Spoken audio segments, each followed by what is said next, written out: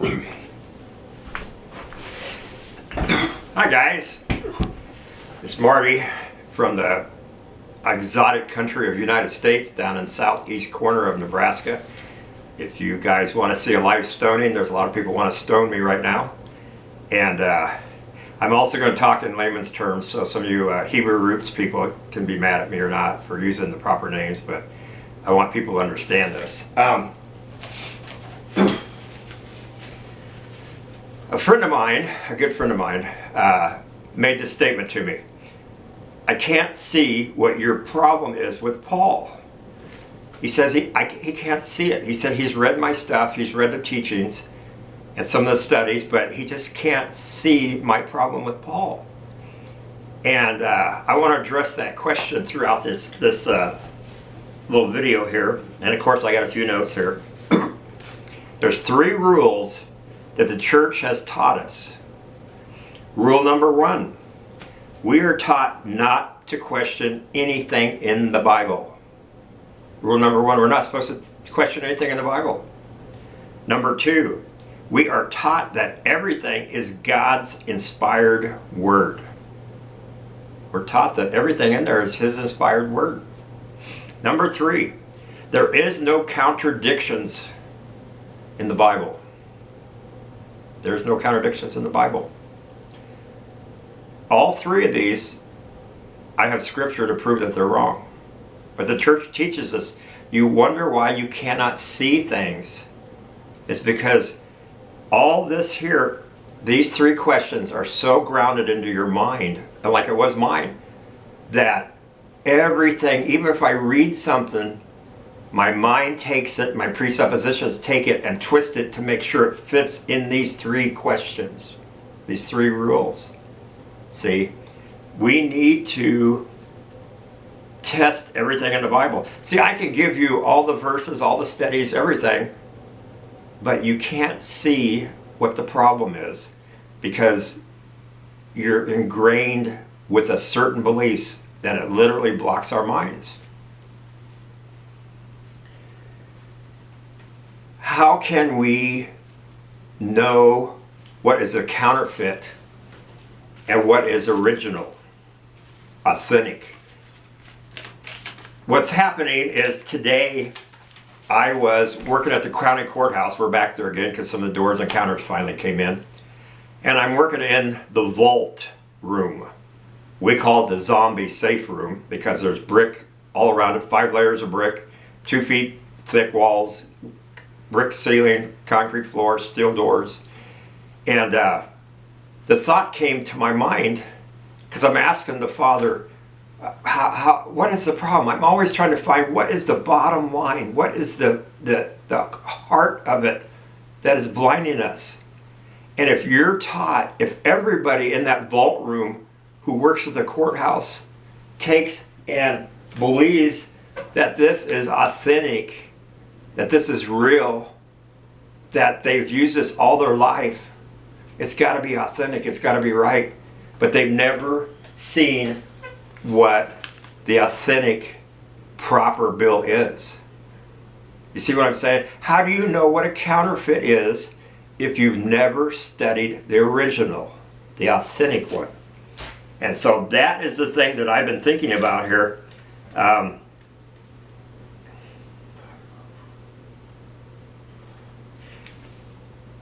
Everybody, anybody, cults, false Christians, anybody can tack the name Jesus Christ onto what they believe. And it sounds, well, you would think it'd be authentic.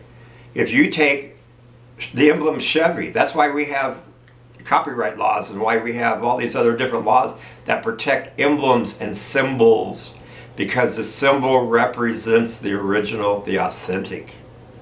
And if you take and see the symbol, you will think that counterfeit is authentic because the symbol is on there. Do you see what I'm saying, guys? And so when I take and I've been studying for the last year subject matter, okay? Subject matter. When I first even thought about questioning Paul, I had a friend of mine and I told him there is no contradictions in the Bible. There's no contradiction. That's rule number 3. There's no contradictions. That's impossible. He showed me 2 verses by one man that completely contradicted himself. I spent 2 sleepless nights saying, this violates rule number 3. I looked up the words, I looked up the context, I looked up everything, and I could not deny that there's one contradiction in the Bible. How many contradictions does it need to be in the Bible to say there is no contradictions in the Bible?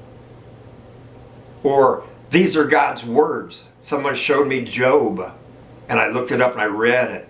Job's 3 friends has several pages in there, what they shared with him. And the Father in heaven told Job, those are not my words. Whoa, I thought everything in the Bible is God's words. He says, those are not my words. They're not from me. They're not of me. Okay, that destroyed rule number 1. No, that rule number 2. So right now, I just blew number 1. I found a contradiction. I found some people who spoke in the Bible that is not of God, and he testifies of that. And therefore, how can I not question the Bible? The Father in heaven said, you need to question what's going on. And he even said he wouldn't even accept their prayers. Job's 3 friends, he won't accept their prayers. He said, Job, you go ahead and make a sacrifice for them. I'll listen to you. Because Job listened to the Father in heaven. He learned to distinguish whose voice and whose words are what, because he knew the original. Jesus Christ said many things that you and I overlook, because we are not to take the Bible literally. It's all woo, spiritually, whatever. He said, obey my laws, obey my words, abide in me. He didn't say abide in Paul or James or Jude or any of these other people. He said, abide in me. I am the way, the truth, and the life. Everybody continuously gives me Paul's verses. I have pages and pages where I studied out, for example, I questioned the Bible. I said, why does Jesus use the word apostle and disciple? Appears to be interchangeable. They appear to have a similar definition. But why did he use it for a specific reason? And I come up with answers. He appointed 12 men. He taught 14, but he appointed 12. And one of them was a demon, so they replaced him and stuff. But what I did is I finally believed what Jesus, the Son of God, said. I believed what he said. And I started reading more and more, and I realized he never once preached gospel, the grace, gospel of grace. It says in there that he took and earned the grace of God and of man. And in Revelations, when his angel spoke first person words, he was always greetings. Grace was a greeting thing, if you look at it through Revelations.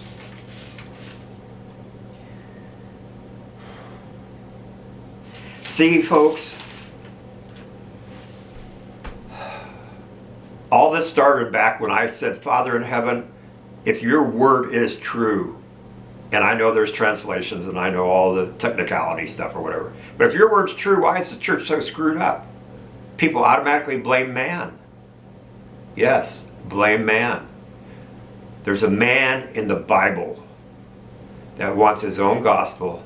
He says he's the best. He bashes the other disciples. He calls Christ and the Father, he swears by the Father. That's opposite of what Jesus said. Jesus said, no man, I can go list after list, people. You need to learn what the original, authentic gospel is.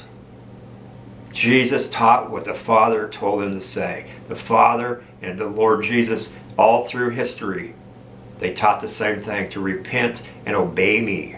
Obey me is loving me. Obey me out of love. People, you don't have to believe me. My brother Raj, I love listening to his videos, he's upbeat, and it's hard for me to be upbeat because it's serious. Marty, I don't see what you see that's wrong with Paul. And he calls himself a Christian. But he can't tell me hardly anything about Jesus. He quotes Paul all the time. That's what his pastor taught him. And he goes through the verses and he says, well, they make sense, but I don't see it. Here's a counterfeit. think about this. I found this in Wikipedia or someplace, but this describes Paul perfectly. A counterfeit means to imitate something authentic with the intent to steal, destroy, or replace the original. All through there, Paul wanted to replace the original with his gospel of grace that he claims came from Jesus for use in illegal transactions or otherwise to deceive individuals into believing, this is serious, believing that the fake is equal or greater than the real thing. All through their pride, you can't deny it. Paul was prideful and arrogant, but you all accept it because you want to be like the counterfeit. You want to get by with sin. That's not what Jesus said. He humbled himself even to the cross and dying. And you say, oh yeah, Paul got stoned later on. But the Jews, see, what I realize as I'm going through there, Peter and some of the disciples, the church grew because they were teaching Christ's gospel, which means obeying the laws of God. The Jews wanted to kill. Everywhere Paul went, he caused trouble. And we all think it's everybody else's fault. But many people knew back then what a counterfeit looked like and what the real thing looked like. And it's not signs and wonders, guys. It's not signs and wonders. Way back there in Egypt when Moses had his snake or his staff or something, all them guys had their own staffs and their own miracles, signs and wonders. But his whooped them all. He took them out.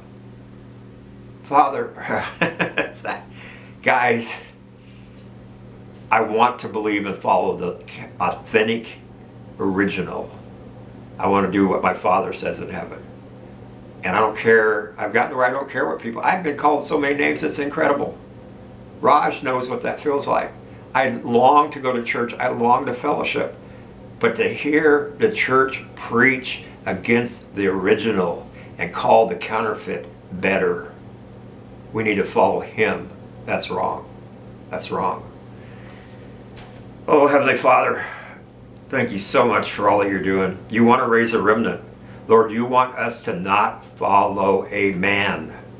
You want us to follow your word, your words. See how easy it is to twist that? We can call it all his words, or we can sort out what is his words, and that will show us what the counterfeit words are and the false words. Thank you, Father. Thank you. Please, I pray, Lord, that you'll raise us up a remnant. And I pray that somehow we'll have another revival or whatever. Lord, I want to be excited and help people to free them to know the Lordship of Jesus Christ. In his precious name, amen.